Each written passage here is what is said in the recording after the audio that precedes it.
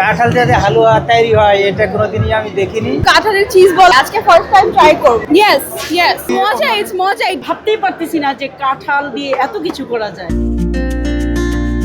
একসময় কাঁঠাল ছিল শুধু ফল, এখন সেই কাঁঠাল দিয়ে তৈরি হচ্ছে বিরিয়ানি, কাবাব, সিঙ্গারা, সমুচা, পেস্ট্রি, পুডিং, হালুয়া থেকে শুরু করে প্রায় ৩০ পদের খাবার।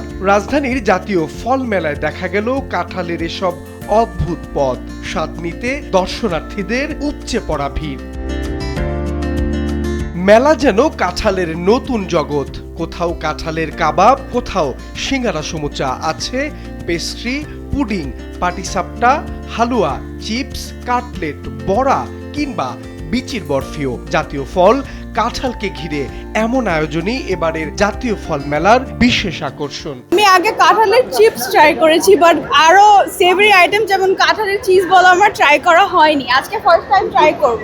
মজা, ইটস মজা। ডিহাইড্রেটেড কাঁঠাল হলো কি এত মিষ্টি হয় না, সো ঝালটা খেতে মজাই লাগে, আমার মজাই লাগে। ইয়েস আমাদের বাংলাদেশে এটা দিস ইজ প্রোগ্রেসিভ, আমাদের ফার্মার্সদেরকে হেল্প করে। আমি এখানে এসে এতটাই মুগ্ধ, আমি ভাবতেই পারতেছি না যে কাঁঠাল দিয়ে এত কিছু করা যায়। আমরা যদি চেষ্টা করি যে কাঁঠাল দিয়ে শুধু কি কি জিনিস করা যায়, শুধু কাঁঠালের জিনিসগুলো ওরা বিক্রি করে কিন্তু সংসার চালাতে পারে। আমি খুবই অবাক হয়ে গেছি যে আমরা আসলে আমাদের না জানার কারণে আমরা অনেক পিছিয়ে আছি, কিন্তু এখন যদি আমরা ডিফারেন্ট ওয়েতে কাঁঠালটা খাওয়ার চেষ্টা করি, অনেক পুষ্টিও পাবো, আনন্দ পাবো, ভালো লাগবে, ব্যবসাও হবে। শুধু স্বাদ নয়, অপচয় রোধ এবং ফল প্রক্রিয়াজাত শিল্পের সম্ভাবনাও তুলে ধরছেন মেলায় অংশ নেয়া উদ্যোক্তারা। তাদের মতে মৌসুমে প্রচুর কাঁঠাল নষ্ট হয়, সঠিক প্রক্রিয়াজাতকরণের মাধ্যমে তা সংরক্ষণ করে বছর জুড়ে বাজারজাত করা সম্ভব। এতে যেমন বাড়বে কৃষকের আয়, তেমনি তৈরি হবে নতুন উদ্যোক্তা। আমাদের নতুন প্রজন্ম এবং ইয়াং জেনারেশন কাঁঠাল খেতে চায় না, কাঁঠাল থেকে দূরে সরে আসছে। তো তারা যদি বিকল্প পদ্ধতিতে কাঁঠাল খেতে চায় তাহলে অন্য কিছু করতে হবে। তো আমি এই যে বিভিন্ন আইটেমগুলো বানাচ্ছি, আমার আইটেমের মধ্যে আছে কাঁঠালের চিজ বল, কাঁঠালের বার্গার তো আছেই, তারপর সিঙ্গারা, সমোচা, রোল, তারপর আজকে নিয়ে আসছি যেমন কাটলেট, তারপর কাবাবটা আমার প্রচুর পরিমাণে সেল হচ্ছে। তো এই যে প্রোডাক্টগুলো বানাচ্ছি বর্তমান প্রজন্ম কিন্তু এগুলা খাচ্ছে, হয় না?